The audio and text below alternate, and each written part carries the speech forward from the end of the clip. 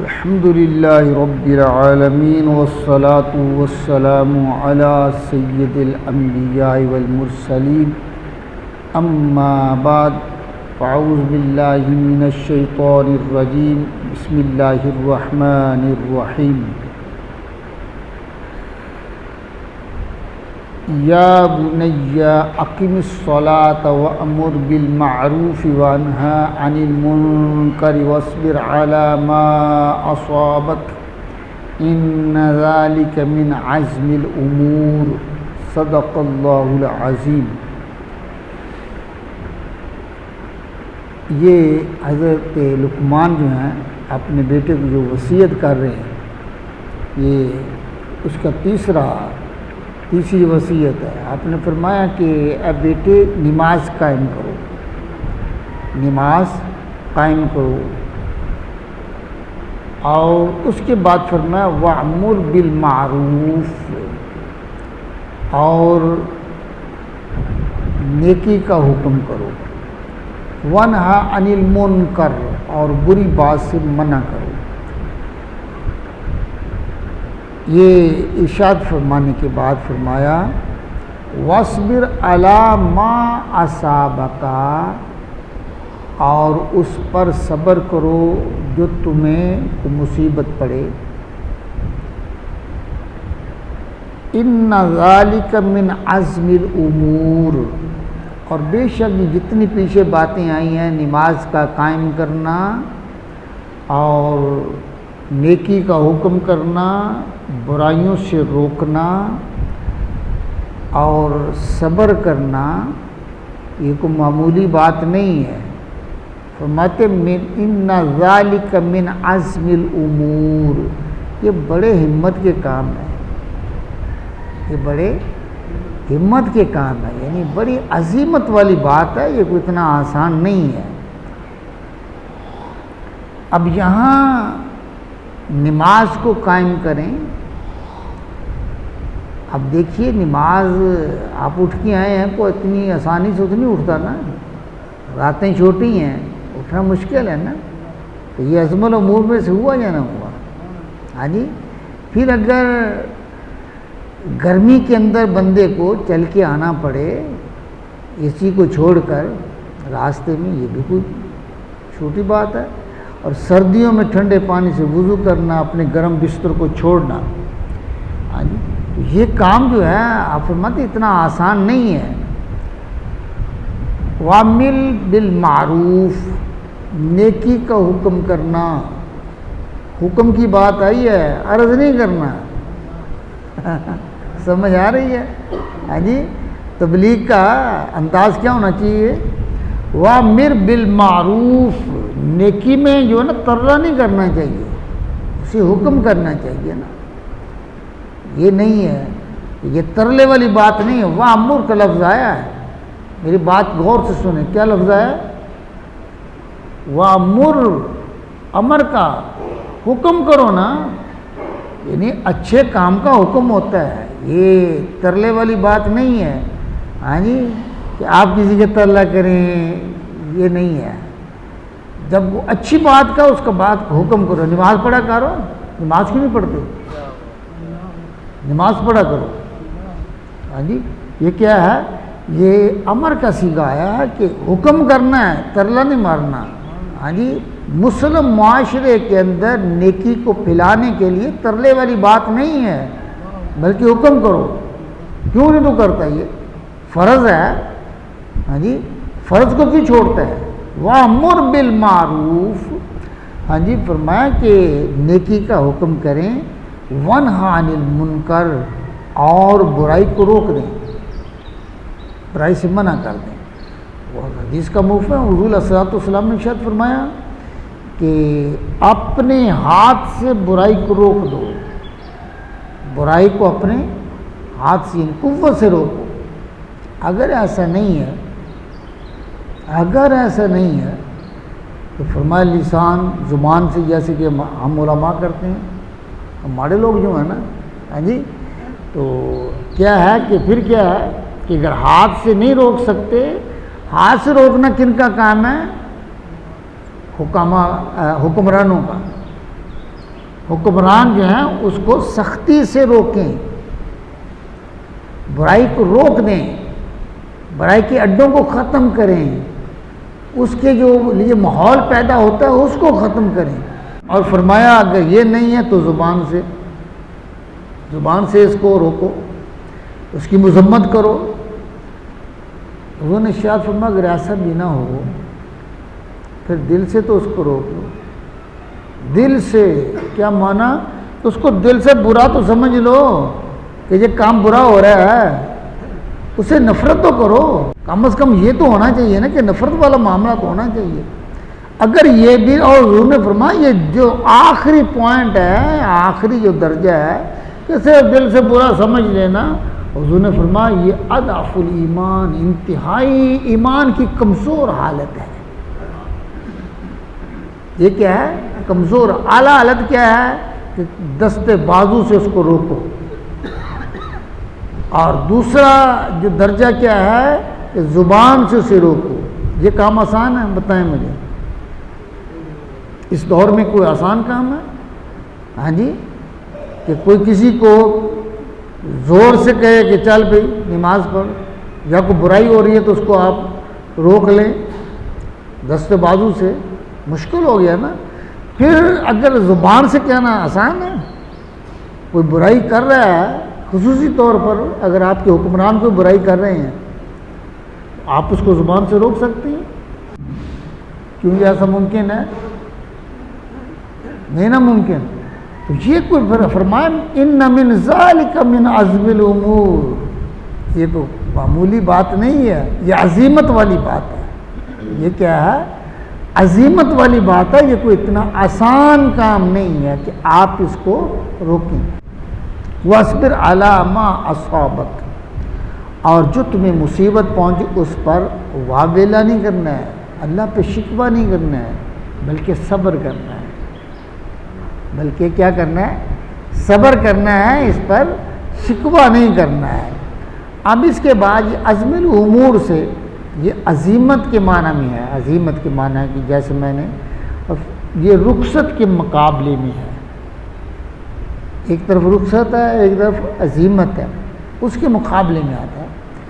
یعنی بعض اوقات ایسا ہوتا ہے کہ رخصت پر عمل کرنا ضروری ہوتا ہے، رخصت پر عمل کرنا ضروری ہوتا ہے۔ مثال کے طور پر آپ سفر کر رہے ہیں تو سفر میں آپ کا قصر کرنا یہ رخصت ہے یا نہیں ہے؟ ہاں جی، آپ رخصت کریں گے، اور ہمارے امام اعظم ابو حنیفہ کے مطابق اگر آپ مکمل نماز پڑھیں گے تو گناہ گار ہوں گے۔ یہاں رخصت پر عمل کرنا ضروری ہے، قصر کرنا ضروری ہے۔ اور جیسے مرض ہے یا ہلاکت کا خطرہ ہے، آپ کو مرض کے بڑھ جانے کا خطرہ ہے، تو آپ وضو سے اگر ایسا تو آپ تیمم کر لیں۔ اگر پانی اس جگہ ہے جہاں آپ پہنچے، آپ کی جان کو خطرہ ہے، وہ ندی نالا وہاں ہے جہاں آپ کو جان کا خطرہ، آپ کے دشمن ہے یا کوئی جانور ایسا ہے جو آپ کو ہلاک کر دے گا، پھر بھی حکم ہے کہ آپ کیا کریں؟ رخصت پہ عمل کر لیں اور وضو نہ کریں، تیمم کر کے نماز پڑھ لیں۔ تو بعض دفعہ ایسا ہوتا ہے کہ ضروری ہوتا ہے کہ آپ اس پر عمل کریں، اور بعض اوقات رخصت جو پر عمل کرنا مستحب ہے۔ کیا ہے؟ مستحب ہے۔ جیسے اگر سفر میں مشقت ہو، سفر بھی بڑا جو تنگ کرنے والا ہے، لمبا سفر ہے، موسم بھی گرمیوں کا ہے، تو بندہ روزہ رکھ لیتا ہے، روزہ رکھ لے تو اجازت تو ہے نا، قضا کرنے کی بھی اجازت ہے اور روزہ رکھنے کی بھی اجازت ہے۔ اب اس نے روزہ رکھا تو اس نے رخصت پر عمل نہیں کیا، کہاں کیا؟ عزیمت پر عمل کیا ہے۔ کیا ہے؟ عزیمت پر عمل کیا ہے۔ اگر آپ یہ ہے یہاں عمل کرنا مستحب ہے، اگر سفر میں مشقت نہ ہو تو روزہ رکھ لیا تو یہ کیا ہے؟ یہ عزیمت پر آپ نے عمل کیا ہے۔ اور اگر آپ نے قضا کر لیا تو یہ کیا ہے؟ یہ بھی مستحب، یہ بھی ٹھیک ہے، آپ کو اجازت ہے، اس کی شریعت آپ کو اجازت دیتی ہے۔ اور مرض ہے، بیماری ہے، اس کے باوجود بندہ نماز باجماعت پڑھنے کے لیے چلا آتا ہے بڑی مشقت کے ساتھ، یہ کیا ہے؟ آپ نے عزیمت پہ عمل کیا ہے۔ اس پر عزیمت پر عمل کرنا بعض دفعہ مستحب ہوتا ہے، اور یہ بہت بڑے مشکل کام ہے، بڑی ہمت کا کام ہے اس پر عمل کرنا۔ وَلَا تُصَعِّرْ خَدَّكَ لِلنَّاسِ وَلَا تَمْشِ فِي الْأَرْضِ مَرَحًا۔ اب یہاں یہ لفظ جو استعمال ہوا ہے تصعر، اس کا سعر ایک اونٹ کی بیماری ہے، جس کی وجہ سے اونٹ کی جو ہے نا اس بیماری کی جو ہوتی ہے نا گردن، وہ ٹیڑھی ہو جاتی ہے، یوں کر کے اس کی گردن ٹیڑھی ہو جاتی ہے، تو اس چلتا تو ایسے چلتا، اس کا منہ ادھر ہوتا ہے اور چل وہ ادھر رہا ہوتا ہے اس بیماری کی وجہ سے۔ یہ اسی سے لفظ ہے، اللہ فرماتے ہیں وَلَا تُصَعِّرْ خَدَّكَ، خد کہتے ہیں منہ کو، اپنے رخساروں کو، وَلَا تُصَعِّرْ خَدَّكَ لِلنَّاسِ، لوگوں سے اپنے منہ کو ٹیڑھا نہ کریں، اپنے منہ کو ٹیڑھا نہ کرے، اس کو پھیرے نہ تکبر کی وجہ سے۔ یہ تکبر کی علامت ہے کہ لوگوں کے سامنے تکبر نہ کرو۔ یہ نہیں ہے کہ سامنے کوئی مومن آ گیا ہے، کوئی بات ہو رہی ہے تو آپ تکبر سے بڑے ایسے رعونت کے ساتھ یوں کر کے چہرہ پھیر لے۔ اللہ فرماتے ہیں ایسے نہ کرنا، ایسے نہ کرنا۔ وَلَا تَمْشِ فِي الْأَرْضِ مرحا، اور نہ چل زمین میں اتراتا ہوا، اکڑ کر نہ چلنا، اکڑ کر زمین پر نہ چلنا، کیونکہ زمین کے اندر بھی تو جانا ہے نا۔ پھر قبر اس سے سوال کرے گی، او بندے تجھے میرا خیال نہیں تھا کہ میرے اندر بھی آنا ہے؟ یہ اندھیری والا مقام ہے، اور اصل مقام بھی یہی ہے۔ ہاں جی، یہ جو چھوٹی جگہ ہے رہنے کے لیے، تو یہ خیال نہیں آیا؟ جس طرح کا خطاب ہوگا تو یہ ہے کہ بندہ زمین پر اکڑ کر نہ چلنا چاہیے، اس سے منع کر دیا گیا ہے کہ ایسا نہ کرنا۔ ان اللہ لا يحب كل مختال فخور، بے شک اللہ کو نہیں باتا کوئی اتراتا فخر کرتا، نہ اللہ کو کسی کا فخر پسند ہے، نہ کسی کی اکڑ پسند ہے۔ تکبر کو اللہ پسند نہیں کرتا ہے۔ اللہ کس کو پسند کرتا ہے؟ کہ میرا بندہ میرے سامنے عاجز رہے، وہ چلے تو اس کی چال سے پتہ چلے کہ یہ کوئی اللہ والا جا رہا ہے، یہ کوئی مومن جا رہا ہے۔ ہاں جی، فرعون کی طرح اور تکبر کرنے والے لوگوں کی طرح نہیں چلنا چاہیے، اپنی چال میں جو ہے نا اعتدال پیدا ہوا۔ اگلی آیت میں وَاقْصِدْ فِي مَشْيِكَ، اپنی چال میں میانہ روی اختیار کرو، تیز چلنے سے منع فرما دیا، یعنی ایسی تیز چال جسے یوں محسوس جیسے بھاگ رہے ہیں، تو یہ انسان کے وقار کے خلاف ہے۔ یہ کوئی وقار والی جو ہے نا وہ اچھی وقار والی یہ چال نہیں ہے، بلکہ اس میں میانہ روی ہونی چاہیے۔ صحابہ کہتے ہیں جب حضور چلتے تھے نا، تو حضور چلتے یعنی آپ کا قدم بڑا جو نا وسعت والا تھا، یوں لگتا تھا جیسے حضور کے سامنے سے زمین کو لپیٹا جا رہا ہے، حضور کو کے سامنے سے لپیٹا جا رہا ہے۔ حضور یعنی اتنی تیزی سے چلتے تھے لیکن بھاگتے نہیں تھے، بھاگتے کہتے ہیں کہ ہم پیچھے چلتے نا، ہم میں بھی ہمت تھی، جوان تھے، ہم پیچھے تیز چلتے تھے اور ہمارے اندر جو ہے سانس پھول جاتا تھا، لیکن آقا علیہ الصلوۃ والسلام کا بھی سانس بھی نہیں پھولا تھا۔ آقا اس طرح سے چلتے تھے کہ سانس بھی نہیں پھولتا تھا۔ آقا علیہ الصلوۃ والسلام چل رہے ہوتے تھے اور بڑے وقار سے آپ کی جو ہے نا وہ چال بڑے وقار والی تھی۔ ہاں جی، واغضض من صوتک، اپنی آواز کو پست رکھو۔ تو جو اونچی اونچی جو ہے نا منہ پھاڑ کے باتیں کرنی ہیں، گلا پھاڑ کے باتیں کرنی، اس کی بھی اجازت نہیں ہے۔ نرمی سے بات کرو، آہستہ سے بات کرو، اپنی آواز کو پست رکھو، ہاں جی، اور نرمی سے بات کرو۔ یہ قرآن کا حکم ہے، اللہ کا حکم ہے۔ وَغْضُضْ مِنْ صَوْتِكَ، اپنی آواز کو کچھ پست کرو، اتنی پست نہ ہو کہ دوسرے کو سنا ہی نہ دے، اور اتنی بھی تیز نہ ہو کہ اس کے کان جو ہے نا وہ پھٹنے لگیں۔ ہاں جی، یعنی کیا ہے کہ حضور علیہ السلام کی طرح آواز کو پست رکھیں، یعنی درمیانی آواز ہونی چاہیے۔ ہاں جی، وقار والی آواز وہی ہے جس میں میانہ پر ہو، اور حضور علیہ السلام نے ارشاد فرمایا خیر الامور اوسطها، ہر معاملے میں جو ہے نا وہ یہ درمیانہ پن ہے، اس کو اپناؤ، درمیانے پن کو، ہاں جی، یہ پسند کیا گیا ہے۔ ان انکر الاصوات لصوت الحمیر، اور فرمایا بے شک سب آوازوں سے بری آواز جو ہے وہ کس کی ہے؟ گدھے کی آواز ہے۔ سب سے بری آواز کس کی ہے؟ گدھے کی آواز ہے۔ اور فرمایا سب سے اچھی آواز جو ہے وہ مرغ کی ہے، مرغ کی آواز۔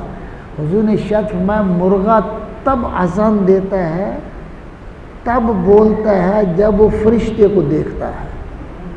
اللہ تعالیٰ نے یہ قدرت اور یہ استطاعت مرغے کو عطا فرمائی ہے کہ وہ فرشتے کو دیکھ رہا ہوتا ہے، فرشتہ حاضر ہوتا ہے، اس کو دیکھ کر مرغا جو ہے وہ آواز نکالتا ہے۔ حضور نے ارشاد فرمایا جب مرغا اذان دے رہا نا اس وقت دعا کرو، اللہ کا فضل مانگو، کیونکہ جب آپ دعا کریں گے اللہ کا فضل مانگیں گے اللہ سے، وہ فرشتے جو موجود ہوں گے وہ آمین کہہ دیتے ہیں، وہ فرشتے آمین کہتے ہیں۔ حضور نے ارشاد فرمایا جب گدھا بولے نا، گدھے کی آواز آئے تو گدھے کو اس وقت شیطان نظر آتا ہے، گدھے کو شیطان نظر آتا ہے، اس کو دیکھ کر گدھا چلاتا ہے، بولتا ہے۔ جب گدھے کو بولتا دیکھو تو پھر کیا ہے؟ اللہ کی پناہ مانگو، اللہ کی شیطان سے پناہ مانگ لو، شیطان اس وقت نظر آ رہا ہے۔ اور ایک حدیث میں آتا ہے حضور نے ارشاد فرمایا اللہ کا ذکر کرو اور مجھ پہ درود پڑھو، اس وقت اللہ کا ذکر کرو اور مجھ پر درود پڑھو۔ تو یہ ہے ان انکر الاصوات لصوت الحمیر، بے شک سب آوازوں سے بری آواز گدھے کی آواز ہے، یعنی آپ نے بولنا تو گدھے کی طرح چلانا نہیں ہے۔ یہ ہمیں یہ کیا بتایا جا رہا ہے کہ بری آواز سے نہ، ایسا نہ کرو، بلکہ آپ کی آواز جو ہے وہ پست رہنی چاہیے، درمیانی رہنی چاہیے۔ اس سے اللہ تعالیٰ آپ کی آواز میں حسن پیدا فرماتا ہے، وقار پیدا فرماتا ہے۔ اللہ سے دعا ہے اللہ تعالیٰ ہماری حاضری قبول فرمائے۔ وآخر دعوانا ان الحمد للہ رب العالمین۔ الحمد للہ رب العالمین والصلاة والسلام علی سید الانبیاء والمرسلین۔ ربنا آتنا فی الدنیا حسنۃ وفی الآخرۃ حسنۃ وقنا عذاب النار وادخلنا الجنۃ مع الابرار یا عزیز یا غفار یا رب العالمین۔ مولا کریم اپنے محبوب علیہ السلام کے وسیلہ سے ہم سب کے گناہوں کو معاف فرما، اپنے محبوب علیہ السلام کے صدقے سے مولا قرآن پہ عمل کرنے کی توفیق عطا فرما، اپنے کرم سے ہم سب کو شفا عطا فرما۔ یا اللہ اپنے محبوب علیہ السلام کے صدقے سے ہماری حالت کو بہتر فرما، اپنے کرم سے ہم سب کو نیکیوں کی توفیق عطا فرما، برائیوں سے محفوظ فرما، اپنے کرم سے مولا اپنی رحمتیں شامل حال فرما، اپنی رحمتیں شامل حال فرما۔ ہمارے آبا و اجداد، مشائخ، اساتذہ کے درجات کو بلند فرما، ہمارے نمازی جو فوت ہو چکے ہیں مولا اپنے حبیب کے صدقے سے ان سب کے درجات کو بلند فرما، ان سب کی حتمی بخشش و مغفرت فرما۔